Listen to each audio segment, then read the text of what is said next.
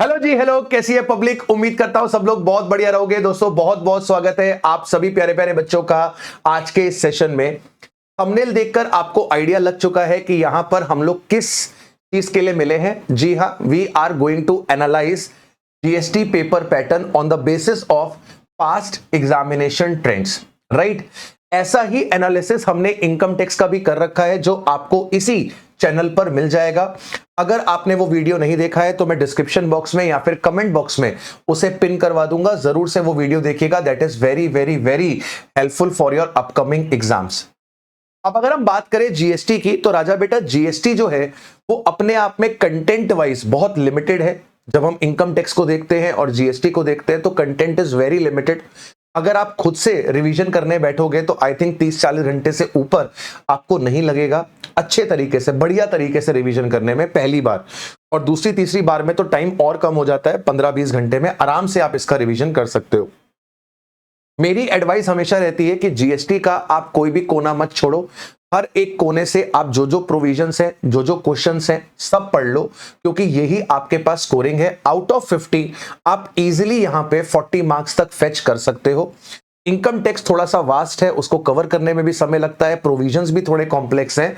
वो चीज आपको यहां पर जीएसटी में देखने को नहीं मिलती है। कंपैरेटिवली बहुत इजी है, you can easily fetch marks. तो हर एक चैप्टर आपके लिए इंपॉर्टेंट है, अच्छे से आपको करना है, राइट। लेकिन अगर आपके पास समय की थोड़ी सी शॉर्टेज है और आप चाहते हो कि मेरे पास कुछ श्योर शॉट नंबर्स आ जाएं, तो आप ये वीडियो पूरा देखिएगा, तो आपको पता चलेगा कहां कहां से इंस्टीट्यूट क्वेश्चन पूछ ही रहा है। हम कौन सा चैप्टर छोड़ने का रिस्क ले ही नहीं सकते, तो उसे आपको अच्छे से यहां पर करके चलना है, राइट। तो ये जो मैं आपको एनालिसिस दे रहा हूं बेटा, ये मैं आपको एनालिसिस मई 24 ऑनवर्ड्स दे रहा हूं। मई 24 में आपके पास न्यू सिलेबस आया था। न्यू सिलेबस में जीएसटी के अंदर कुछ चैप्टर्स ऐड करे गए थे, जिसकी वजह से जो मार्क्स का अपोर्शनमेंट है वो चेंज हो गया था। तो मई 24 से पहले वाला ट्रेंड हमारे किसी काम का नहीं है। हमारे लिए जो ट्रेंड काम का है वो मई 24 ऑनवर्ड्स का ट्रेंड काम का है। अगर मैं आपसे कहूं कि 2 चैप्टर पढ़ के आपको 10 नंबर तक मिल सकते हैं, या 3 चैप्टर पढ़ के आपको 15 नंबर तक मिल सकते हैं, मतलब आउट ऑफ 35 जो हमारा सब्जेक्टिव पेपर बनेगा, 50 मार्क्स का जीएसटी है जिसमें से 30% एमसीक्यू निकाल दो, तो 35 मार्क्स का आपके पास क्या बचता है? 35 मार्क्स का आपका सब्जेक्टिव पेपर बचता है। और 35 में से 3 चैप्टर पढ़ के आपको 15 नंबर मिल जाए। 35 में से 3 चैप्टर पढ़ के आपको 15 नंबर मिल जाएंगे। ये 3 चैप्टर्स कौन कौन से हैं सर? ये 3 चैप्टर्स हैं आपका, एक तो प्लेस ऑफ सप्लाई, एक तो आपका प्लेस ऑफ सप्लाई। अगर आप ध्यान से देखो तो ऑलमोस्ट हर अटेम्प्ट में इससे 5 नंबर का क्वेश्चन पूछा जा रहा है। केवल 2 ही सेक्शंस आपको पढ़ने हैं, section number 10 and section number 12, right. Obviously 12 में काफी सारे सबसेक्शंस है, बट बहुत इजी है। अगर आप बैठोगे तो मुश्किल से मुश्किल 1 घंटे के अंदर अंदर आप पूरा चैप्टर बढ़िया तरीके से निपटा सकते हो। स्ट्रेट फॉरवर्ड क्वेश्चन आता है, 5 नंबर आपकी जेब में है, राइट। इजीली आप फेच कर सकते हो। इसके बाद अगर आप देखो तो रिटर्न्स, जीएसटी रिटर्न से 5 नंबर का क्वेश्चन हर बार आता है। प्रोसीजरल चैप्टर है, स्ट्रेट फॉरवर्ड चैप्टर है, कुछ भी उसमें दिमाग नहीं लगाना, कुछ भी कॉम्प्लेक्सिटी नहीं है। आपको बस ये पता होना चाहिए कि रिटर्न्स के अंदर क्या जाता है, रिटर्न्स की ड्यू डेट क्या है और किसको फाइल करनी है, यही मेन चीजें होती हैं। आराम से आप इसको कर सकते हो। इसमें भी आप देखो ऑलमोस्ट हर अटेम्प्ट में इससे 5 नंबर का क्वेश्चन आ रहा है। मैं ये नहीं कह रहा कि आएगा ही, लेकिन आ रहा है, तो इसको एक्सपेक्टेशन मान सकते हो और इन चैप्टर्स को मजबूती से कर सकते हो। इनमें आप ढील नहीं बरत सकते। मैं ये कह रहा हूं, करना तो आपको पूरा ही है, लेकिन इनमें आप ढील नहीं बरत सक रहे हो। बहुत सारे बच्चे कहते हैं सर रिटर्न्स वाला चैप्टर छोड़ देते हैं, तो छोड़ना नहीं है बाबू, 5 नंबर है ये, कैसे छोड़ दोगे? इसके बाद आपको देखना है एग्जेम्पशन वाला चैप्टर। एग्जेम्पशन वाले चैप्टर से ही अकेले आपका 5 नंबर का क्वेश्चन हर अटेम्प्ट में बना है।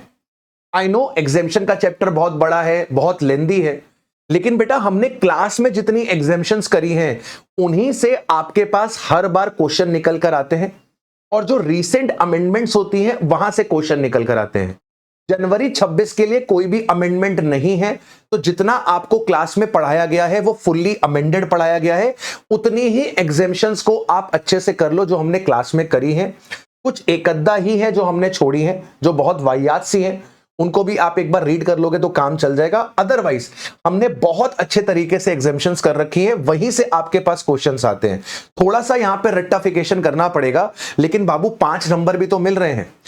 एग्जाम्पशन करने से फायदा आपको एक और होगा कि सर आपका जो ये पेमेंट ऑफ टैक्स वाला चैप्टर है, इसमें से 10 नंबर का क्वेश्चन हर बार आता है। पेमेंट ऑफ टैक्स में 10 नंबर का क्वेश्चन आपके पास हर बार आता है, और ये 10 नंबर का क्वेश्चन भी आप तभी कर पाओगे जब आपको एग्जेम्पशन वाला चैप्टर अच्छे से आता है, आपको आरसीएम वाला चैप्टर अच्छे से आता है। एग्जेम्पशन और आरसीएम, ये 2 चैप्टर अगर आपको अच्छे से आते हैं, ऑब्वियसली वैल्यू ऑफ सप्लाई भी आपको आना चाहिए, पर वो बहुत इजी है। मेनली आपको आरसीएम और एग्जेम्पशन वाले 2 चैप्टर आते हैं, तो आप ये पेमेंट ऑफ टैक्स वाला चैप्टर भी बड़े आसानी से कर सकते हो। इनमें मेजॉरिटी ऑफ जो एडजस्टमेंट्स होती हैं वो या तो एग्जेम्पशन को रिलेट कर रही होती हैं, या तो वो आपकी आरसीएम वगैरह को रिलेट कर रही होती है। तो इस पे अगर आप कमांड ले लेते हो, एग्जेम्पशन पे अगर आप कमांड ले लेते हो, तो इंडिविजुअली तो 5 नंबर मिलेंगे ही, साथ के साथ आपको पेमेंट ऑफ टैक्स वाले चैप्टर को भी हैंडल करने की शक्ति मिल जाएगी। एंड सर एक चीज और नजर आ रही है, पिछले 3 अटेम्प्ट से लगातार आपका ई वे बिल का क्वेश्चन बन रहा है। उसके अलावा अगर आप देखो तो आईटीसी का क्वेश्चन भी आपके पास हर बार बन रहा है। तो आईटीसी भी इंपॉर्टेंट है, आईटीसी भी इंपॉर्टेंट है। आईटीसी क्यों इंपॉर्टेंट है? क्योंकि आईटीसी वाला चैप्टर करके भी आपको पेमेंट ऑफ टैक्स मिल जाएगा। तो राजा बेटा अगर आप अपने पास आरसीएम वाला चैप्टर, आप अपने पास एग्जेम्पशन वाला चैप्टर, आप अपने पास आईटीसी वाला चैप्टर, और आप अपने पास वैल्यू ऑफ सप्लाई वाला चैप्टर, अगर आप ये 4 चैप्टर पकड़ लेते हो, तो बड़े आसानी से आपको यहां पर 15 नंबर मिल जाएंगे। इसके अलावा आप प्लेस ऑफ सप्लाई वाला चैप्टर पकड़ लेते हो तो आपको बड़ी आसानी से 5 नंबर यहां मिल जाएंगे।